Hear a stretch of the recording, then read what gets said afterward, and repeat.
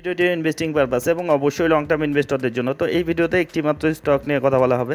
স্টকটির যে কোয়ার্টার ওয়ানে financial result বেরোচ্ছে সেটা দেখে নেওয়া হবে। তো দেখবেন যে দুর্দান্ত একটা পারফরমেন্স, সঙ্গে এই কোম্পানিটি পরিচয়ও করে দেওয়া হবে। এদের যে ফান্ডামেন্টাল ফিনান্সিয়াল বিজনেস সব কিছু নিয়ে একটা ওভারভিউ নিয়ে নেওয়া হবে। এতে এই স্মল ক্যাপ কোম্পানিটি সম্বন্ধে কিন্তু একটা ধারণা আসবে এবং সিদ্ধান্ত নিতে সুবিধা হবে যে এই কোম্পানিটিকে লং টার্মের জন্য পোর্টফোলিওতে অ্যাড করা যায় কি না। তো এই কোম্পানির এই কোয়ার্টার ওয়ানের রেজাল্ট দেখলেই বুঝতে পারবেন দুর্দান্ত পারফরমেন্স দিয়েছে। তো এরকম পারফরমেন্স কিন্তু দেয়, কিন্তু সেই পারফরমেন্স ধরে রাখাটাই কিন্তু সবচেয়ে বড় ব্যাপার। সে একটা দুটো কোয়ার্টারে কোনো কোম্পানি ভালো রেজাল্ট করলো বা ভালো পারফরমেন্স দেখালো সেটা কিন্তু বড় কথা না, কিন্তু কনসিস্টেন্সিটা তো সেটা দেখার জন্য কিন্তু তার বিজনেসটাকে বুঝতে হবে, তার বিজনেসটার মধ্যে কতটা স্ট্রেংথ রয়েছে, ভবিষ্যতে সেই বিজনেসটা কতটা গ্রো করতে পারবে, সেই বিষয়গুলো আর কি সেই কোম্পানির কিন্তু কতগুলো ব্যাপার রয়েছে যেগুলো স্টাডি করতে হয়। তো সেগুলোই আর কি এই ভিডিওতে দেখে নেওয়া হবে, দেখার চেষ্টা করা হবে। তো সেই কোম্পানিটির যে ফান্ডামেন্টাল ফিনান্সিয়াল বিজনেস সব কিছু নিয়েই একটা ওভারভিউ নিয়ে আনা হবে। এতে এই কোম্পানিটি সম্বন্ধে একটা ধারণা আসবে এবং সিদ্ধান্ত নিতে সুবিধা হবে যে এই কোম্পানিটিকে লং টার্মে ইনভেস্টমেন্টের মতো উপযুক্ত কিনা। তো যাই হোক, চলে আসি কোম্পানিটির পরিচয়। তো পরিচয় আসার আগে দেখে নিন এর কোম্পানিটির ফিনান্সিয়াল রেজাল্টটা, যেটা হচ্ছে শক্তি পাম্প ইন্ডিয়া লিমিটেড যে কোম্পানিটির নাম। তো Q1 রেজাল্টের সিজন চলছে। তো এই কোম্পানির যে ফিনান্সিয়াল রেজাল্টটা গত শুক্রবার বেরিয়েছিল। তো দেখুন এই কোম্পানির ফিনান্সিয়াল রেজাল্টটা, তো একেবারে কনসলিডেটেড রেজাল্টটাই দেখে নেব। এটা দেখলেই আমাদের সব কিছু দেখা হয়ে যায়। তো হিসাবগুলো কোটিতে রয়েছে, কোনো সমস্যা নেই। তো প্রথমে রেভিনিউটা দেখে নেন। এই কোম্পানির যেটা টোটাল ইনকাম বা রেভিনিউ হয়েছে দেখুন, সেটা হচ্ছে 570 কোটি, যেটা আগের কোয়ার্টারে ছিল 610 কোটি, আর ঠিক এক বছর আগে ছিল 113 কোটি। তো দেখুন কোয়ার্টারলি কিন্তু সামান্য কিন্তু কমেছে, ঠিক আছে, সে কমতেই পারে। ইয়ারলি দেখুন 113 থেকে একেবারে 570 কোটি, মানে এর আগের কোয়ার্টারেও যেরকম পারফরমেন্স দিয়েছিল তার কাছাকাছি কিন্তু এর পারফরমেন্সটা রয়েছে। তো এখন এই ইনকাম করতে গিয়ে তাদের কত খরচা হলো সেটাও ইম্পর্টেন্ট। তো এই কোয়ার্টারে তাদের যেটা খরচা হয়েছে 444 কোটি, যেটা আগের কোয়ার্টারে ছিল 491 কোটি। দেখুন 491টা 444 হয়েছে, কোয়ার্টারলি তারা খরচাও কমিয়ে দিয়েছে, এটা একটা পজিটিভ ব্যাপার। আর ঠিক এক বছর আগে যেটা ছিল 112 কোটি, 112টা 444 হয়েছে। তো ইয়ারলি কিন্তু খরচাও বেড়েছে, ব্যবসা বাড়ার সঙ্গে সঙ্গে খরচা বাড়াটাও স্বাভাবিক। তো যাই হোক, এবার এই খরচাটাকে ইনকাম থেকে বাদ দিলে যেটা প্রফিট বা লস থাকে, যেটা হচ্ছে ট্যাক্স অ্যাডজাস্টমেন্টের আগে প্রফিট বিফোর ট্যাক্স, তো সেটা দেখিনি। তো যেটা প্রফিট বিফোর ট্যাক্স সেটা হচ্ছে 125 কোটি, 125 কোটি, আর যেটা এর আগের কোয়ার্টারে ছিল 119 কোটি। দেখুন মানে খরচা কমে যাওয়াতে তাদের কিন্তু প্রফিটেবিলিটিতে পজিটিভ প্রভাব পড়েছে। দেখুন রেভিনিউ একটু কিন্তু কম ছিল কোয়ার্টারলি যদি আপনি দেখেন, কিন্তু রেভিনিউ কম থাকা সত্ত্বেও আপনি প্রফিটেবিলিটি দেখুন, প্রফিটেবিলিটি কিন্তু বাড়িয়ে দিয়েছে। 125 কোটি, যেটা আগের কোয়ার্টারে ছিল 119 কোটি, আর ঠিক এক বছর আগে 1 কোটিও ছিল না, 0.72 কোটি আর কি, 72 লাখের মতো। তো বুঝতে পারছেন মানে ইয়ার অন ইয়ার বেসিসে কতটা গ্রোথ দেখিয়েছে এই কোম্পানি, মানে কী হারে গ্রোথটা রয়েছে, আর কোয়ার্টারলিও কিন্তু গ্রোথ দেখাচ্ছে।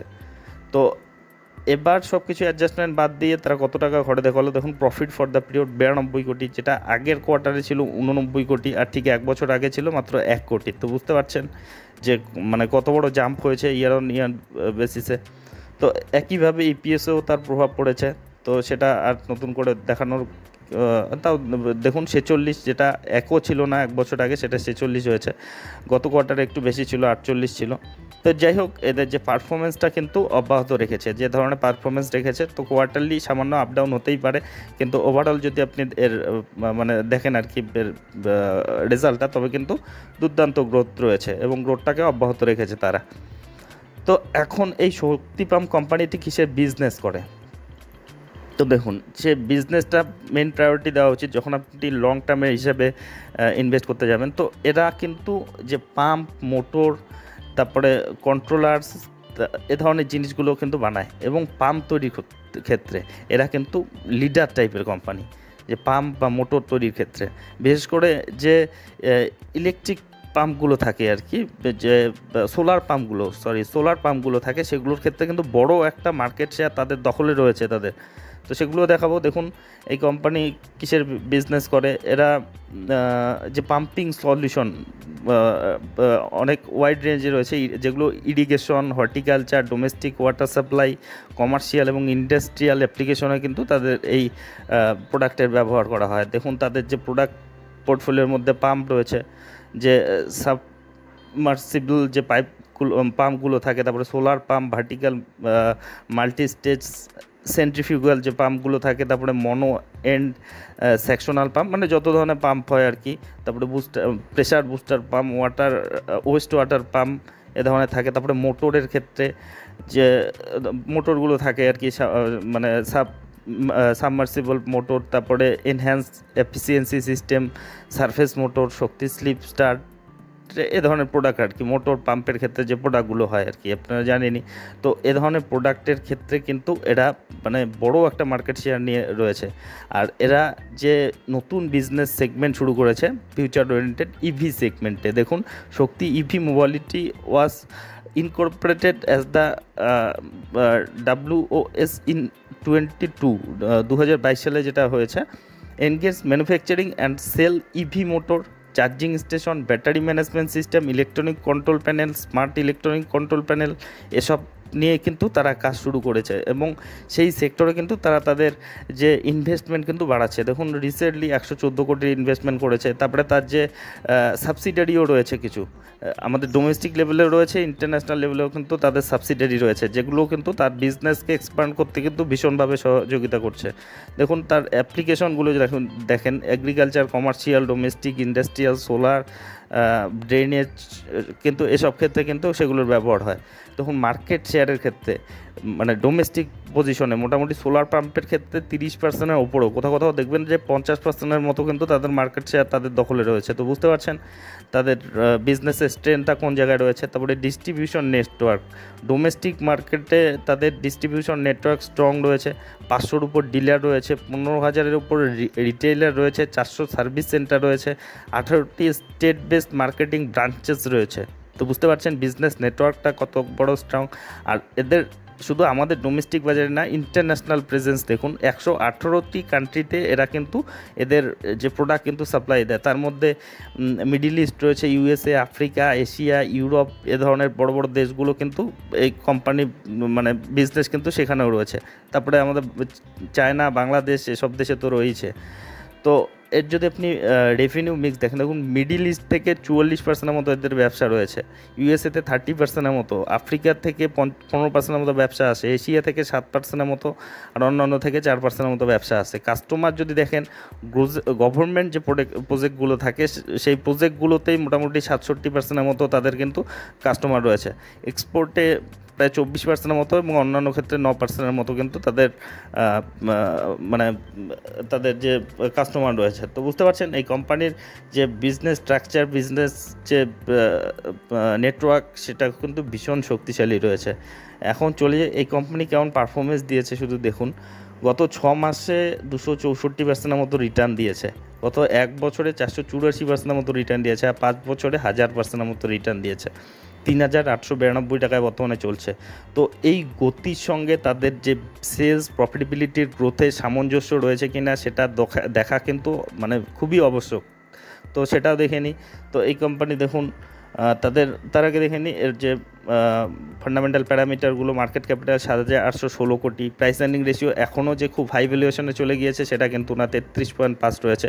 আর যেহেতু তাদের প্রফিটেবিলিটি বাড়ছে, তাদের EPS আর্নিং পার শেয়ার বাড়ছে, সেক্ষেত্রে কিন্তু পিটা যে হাই ভ্যালু হয়ে যাবে সেটা কিন্তু মানে হওয়ার সম্ভাবনা খুব কম রয়েছে, যেহেতু তাদের EPSটা বাড়ছে। আপনারা জানেন যে প্রাইস আর্নিং রেশিওটা কীভাবে ক্যালকুলেট করা হয়, যে শেয়ার দরকে যদি EPS দিয়ে ভাগ করা হয় তবে কিন্তু সেটা হচ্ছে প্রাইস আর্নিং রেশিও। তো EPS যদি বাড়ে তবে আপনি কিন্তু পিটা কুল ডাউন হয়ে যায়, নিচে নেমে যায়।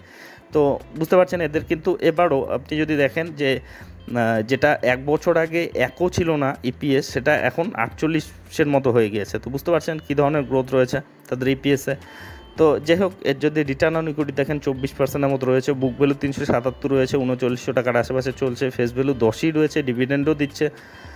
এখন দেখুন এর মূল বিষয় এদের বিজনেসে কেমন গ্রোথ রয়েছে, তাদের সেলস প্রফিটেবিলিটি দেখুন। 2020-তে এদের সেলস হতো 383 কোটি, তারপরে বছর 930 কোটি, মানে দ্বিগুণের চেয়ে বেশি। তারপরে 1179 কোটি, তারপরে বছর একটু কমে গিয়েছিল 968 কোটি। তারপরে দেখুন 1371, এবার প্রথম কোয়ার্টারে 1825 কোটি প্রথম কোয়ার্টার অবধি। তো কী ধরনের গ্রোথ রয়েছে বুঝতেই পারছেন তাদের ব্যবসায়। প্রফিটেবিলিটি দেখুন 2020-তে মাইনাসে ছিল, 22 কোটি মাইনাস ছিল, সে সময় কোভিড টাইম ছিল। তো যাই হোক, তারপরে দেখুন 111 কোটি, 82, 32, 190, এবারে 315 কোটি। তো বুঝতে পারছেন সেলস প্রফিটেবিলিটি রেখে দুর্দান্ত গ্রোথ রয়েছে। আর যেহেতু স্মল ক্যাপ ধরনের কোম্পানি, একটু কিন্তু ভোলাটিলিটি থাকবেই।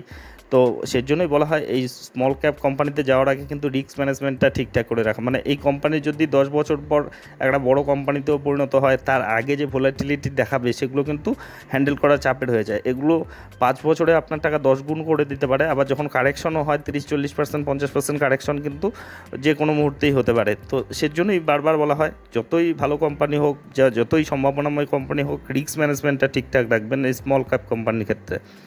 ব্যালেন্স শিট যদি দেখেন 736 কোটির দুর্দান্ত রিজার্ভ রয়েছে, আর যেটা খুব দ্রুত গ্রো করছে। 2020-তে 247 কোটি ছিল, সেটা এখন বাড়তে বাড়তে 736 কোটি। আর ঋণ যদি দেখেন, ঋণ সামান্যই রয়েছে 83 কোটির মতো, তার মধ্যে পুরোটাই শর্ট টার্মে রয়েছে, লং টার্মে কোনো ঋণই নেই। তো প্রচণ্ড স্ট্রং ব্যালেন্স শিটও কিন্তু রয়েছে যে ছোটো কোম্পানি হিসাবে।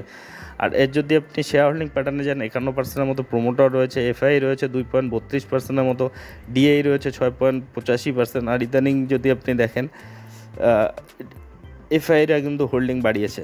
আর ডিআইরা দেখুন 2023-এ ছিলই না, তারপরে 8%, এখন কিছুটা ট্রিম করে প্রায় 7%-এর কাছাকাছি রয়েছে। আর বাকিটা পাবলিক রয়েছে 39.25%-এর মতো।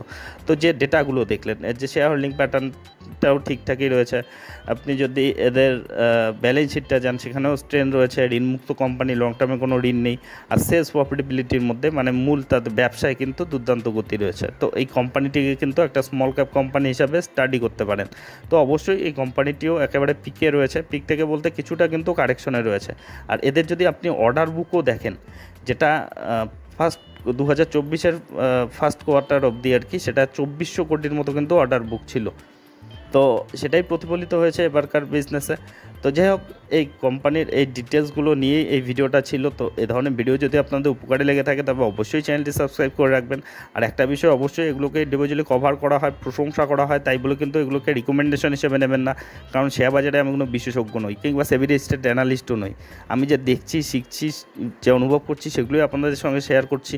এগুলো স্টাডি পারপাসে থাকে, মানে ইনফরমেশনের জন্য থাকে। তো যাই হোক, তো আপনি যখন ইনভেস্টমেন্ট করতে যাবেন, আরও ডিপলি অ্যানালাইসিস করবেন, আপনার যে ফিনান্সিয়াল অ্যাডভাইজার রয়েছে তাদের উপদেশ নেবেন। আর অবশ্যই রিস্ক ম্যানেজমেন্ট ঠিকঠাক রেখে তবেই কিন্তু ইনভেস্টমেন্টের কথা ভাববেন।